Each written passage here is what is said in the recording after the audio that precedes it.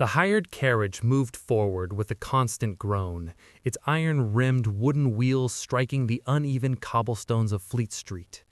Inside the cabin, the air was icy and smelled of damp and mold, yet it was still preferable to what lay outside. Thomas sat hunched against the worn leather seat, his chin buried in the collar of his coat, trying to ignore the tremor that crept from his knees up his spine. London was not a return, it was a sensory assault. Beyond the window, the city dissolved into the pea soup fog, that yellowish, oily haze Londoners called pea soup. It was not steam, but a sickly breath made of bituminous coal smoke, sulfur, and the cloying exhalation of the Thames at low tide. Thomas passed his gloved hand over the glass, but it would not clear. The soot had worked its way into the very pores of the pane. The gas lamps, sparse and feeble, appeared as blurred orbs, like the lanterns of ghost ships lost in a sea of ash. Each time the horse slowed to avoid some unseen obstacle, the silence of the carriage filled with the quickened beating of his heart. Thomas tightened his fingers around the leather satchel resting on his knees. The feel of the smooth, expensive hide made nausea rise in his throat. It was a gift from Sir Archibald Edmund Fairbourne, his uncle, the judge. He had given it to him on the day of his departure for the colonies, along with a finely bound copy of Blackstone's commentaries and a blessing heavier than armor. Justice is not a political act, Thomas. It is a temple, and you will be one of its strongest pillars. The judge's words echoed clearly in his mind, spoken in that deep, measured voice that admitted no contradiction. Thomas remembered the smell of Sir Archibald's study, beeswax, pipe tobacco, and the sacred dust of thousands of legal volumes. That man had lifted him from obscurity, fed him logic and rhetoric, taught him that truth was the only light capable of dispelling the world's shadows. But the judge had never been to the colonies. He had never seen the red mud of Virginia mixed with the blood of villages burned over a bureaucratic technicality. Thomas lowered his gaze to the satchel. The weight of the documents inside felt like slabs of molten lead. In those pages, the justice Sir Archibald had taught him to venerate was being dismantled by the very gentleman with whom the judge shared port and cigars at his club. To Thomas, the judge had been a father. Thomas was not returning home to receive an embrace. He was returning to use the light his father had given him to set his father's house alight. A sudden jolt shook the carriage. The horse neighed, startled by a shadow crossing the street. Perhaps a link boy with his smoking torch, or a petty thief seeking his fortune. Thomas straightened, feeling the nervous tick in his right hand sharpen. The fog pressed against the windows like a curious predator. He knew that only a few miles away, Eleanor might be reading by the fire, unaware that her brother in spirit was carrying the poison that would destroy their innocence. "We've arrived, sir," croaked the driver from above, his voice muffled by the yellow shroud. Thomas did not answer at once. He drew a deep breath, filling his lungs with the toxic fog. From that moment on, he knew, clean air would exist only as a memory. He opened the door and stepped down, feeling London's slick mud clutch at his boots, as if welcoming him into the abyss. Thomas pushed open the door of the rusty anchor. A damp gust followed him inside, making the candle flames fixed to the tables flicker. The air within was thick, a stagnant mixture of competing smells, the metallic scent of rain-soaked cloaks, sour ale soaked into porous wooden tables, and the acrid smoke of pipes filled with cheap tobacco. The heat from the hearth, though intense, was no embrace, but a suffocating assault that burned the skin cracked by cold. The innkeeper, a stocky man with a scar cutting through one eyebrow and small eyes heavy with the suspicion of those who lived near the docks, stopped polishing a tankard. There was no courtesy in his gaze, only a swift, predatory appraisal. "A room, upstairs. One that doesn't face the street," Thomas said. His voice, usually steady, had been reduced to a hoarse whisper, scraped raw by the city's smoke. "That'll be 2 shillings, paid in advance, for a man without luggage," the innkeeper replied, his eyes lingering greedily on the fine leather satchel at Thomas's side. Thomas placed the coins on the counter with visibly trembling fingers. That cursed tick, the legacy of months spent under sniper fire in colonial marshland. He tried to hide his hand in his coat pocket, but the movement had already been noted. "You've come from far away. I can see it in your eyes. They've got that fixed look soldiers get when they no longer know what they're staring at," the man remarked, handing him a rusted key. Thomas said nothing. He took the key and climbed the creaking wooden stairs, each step groaning like an echo of his own heartbeat. Once inside the room, he did not light the lamp. The yellow glow of the gas lamps outside filtered through the grime on the window, casting warped shadows across the bare walls. He sat on the edge of the bed, but did not remove his damp coat. Cold crept up from his soaked stockings, a chill that seemed to run directly into the satchel still slung over his shoulder. His fingers brushed the initials engraved on the flap, TF. The judge had handed it to him in his study. Eleanor watching from the doorway, a sad smile on her lips and eyes bright with an unspoken promise. "Use it to carry documents that honor the crown, Thomas," Sir Archibald had said, resting a hand on his shoulder, "and return as the man this country deserves." Thomas closed his eyes, his thoughts turning to Eleanor.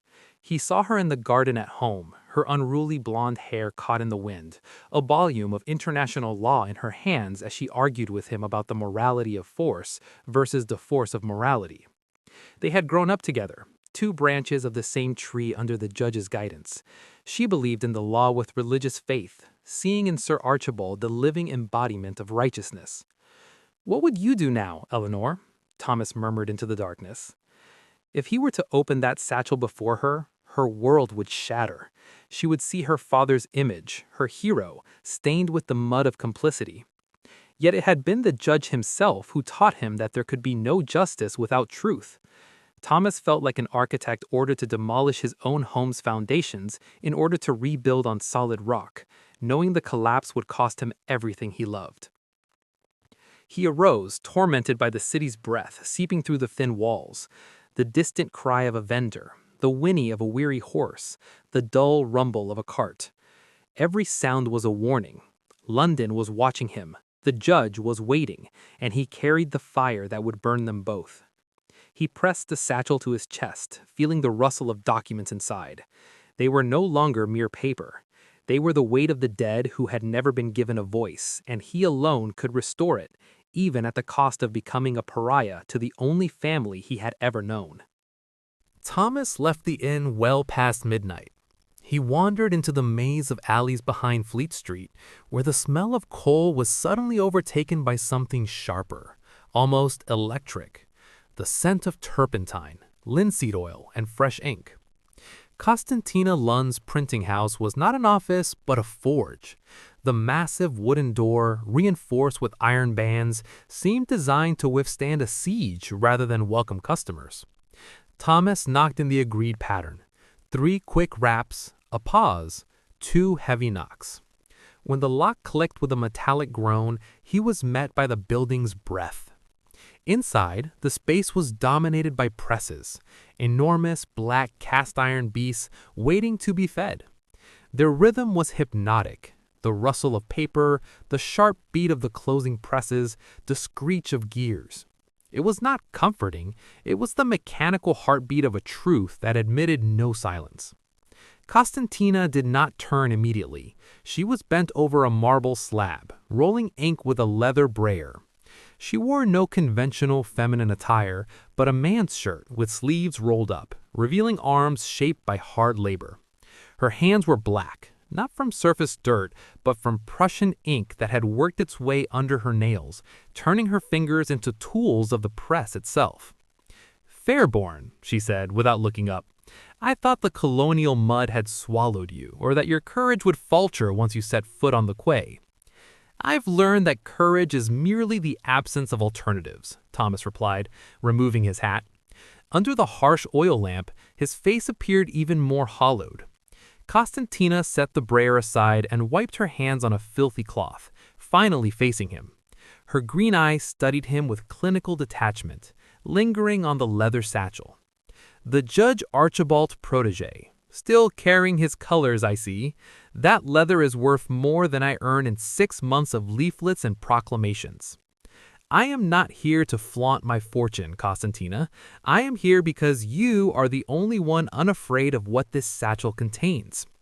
They moved to a workbench covered in paper shavings and lead type. An apprentice, a boy so blackened by coal and ink that he seemed a demon of folklore, tripped over a stack of blank sheets. Thomas bent instinctively, gathering the papers with a careful hand. Constantina noticed a tremor in his right hand, the tic he could not control, and the corner of her mouth lifted in a faint, subtle smile of complicity. "You help the boy collect the paper, yet you are ready to set the city on fire. You are a living paradox, Thomas, or perhaps simply a man who has not yet realized that truth is not charity, but a controlled blaze." Thomas straightened his back, feeling the heat of the presses behind him. In this place, far from the laws written in the judges' books, justice was not a marble temple, but a set of lead type waiting to impress itself against the world. "Then let us set it ablaze," Thomas said, placing the satchel on the bench. The thud of leather against wood was drowned by the constant roar of the nearby press, a prelude to what was about to happen. Thomas rested his hand on the satchel's brass clasp. For a moment, the hypnotic rhythm of the printing house faded, replaced by a deafening mental silence. In that void, she appeared. Eleanor. Not amidst London's fumes, but bathed in the golden light of a Kentish afternoon, when they were children. He could almost hear the rustle of her silk dress as she ran toward him, flower in hand, or a new volume of poetry.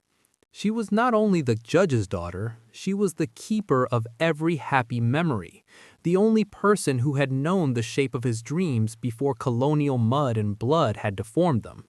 He knew that opening the satchel would shatter her heart.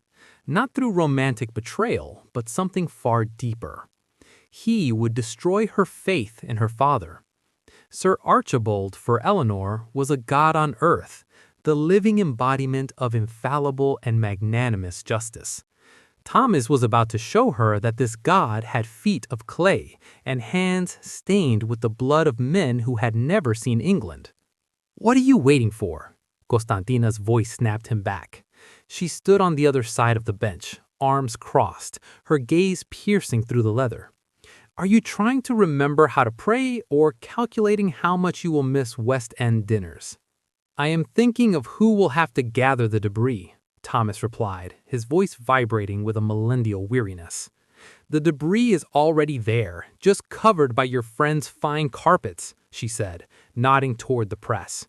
"I only provide the service of removing the rugs. You must lift the floorboards yourself." Thomas brushed the documents through the leather. He could feel their rough texture. Dispatches, confiscation orders, testimonies hastily written by candlelight in a military tent. Each sheet was a silent judge demanding a hearing. The apprentice, the printing devil, passed by, carrying a heavy form. Thomas stepped aside instinctively, smelling the cold metal. In that instant, the judge's image overlaid Constantina's.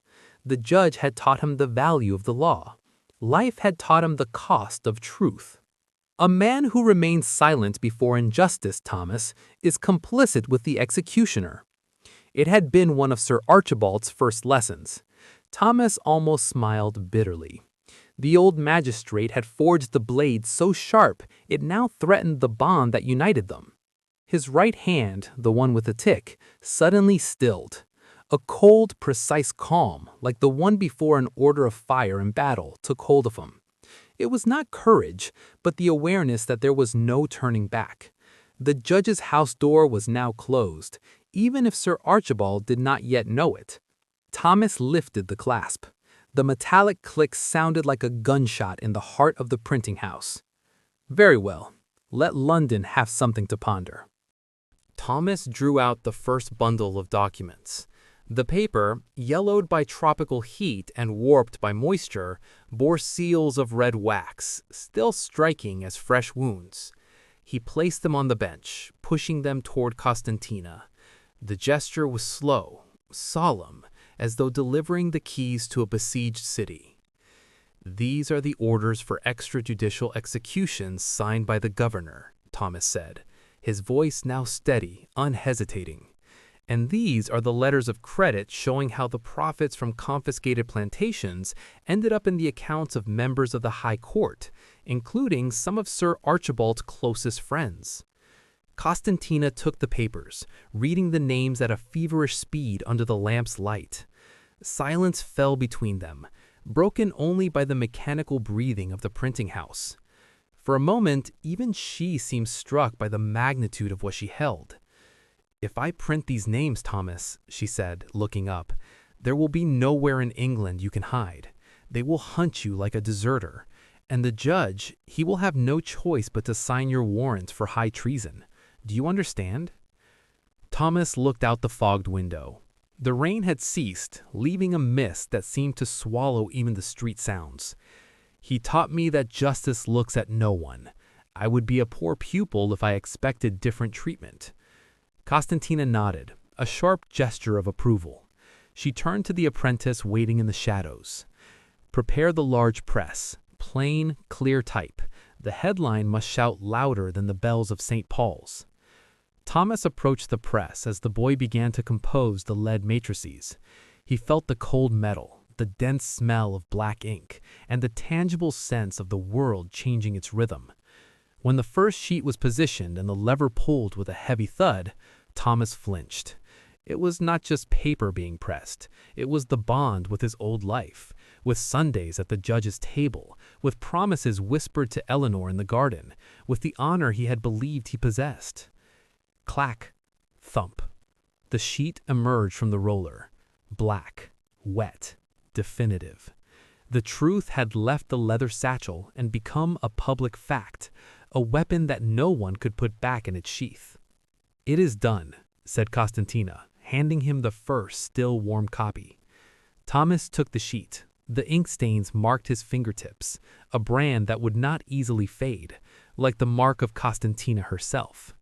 He looked out. The gas lamps flickered in the mist, faint points of light in a city still asleep, unaware of the earthquake that would strike at dawn. London was there, breathing, observing, judging. For the first time since his return, Thomas felt no need to hide. He had accepted his role. No longer the favored son, no longer a tormented returnee. He was the fire.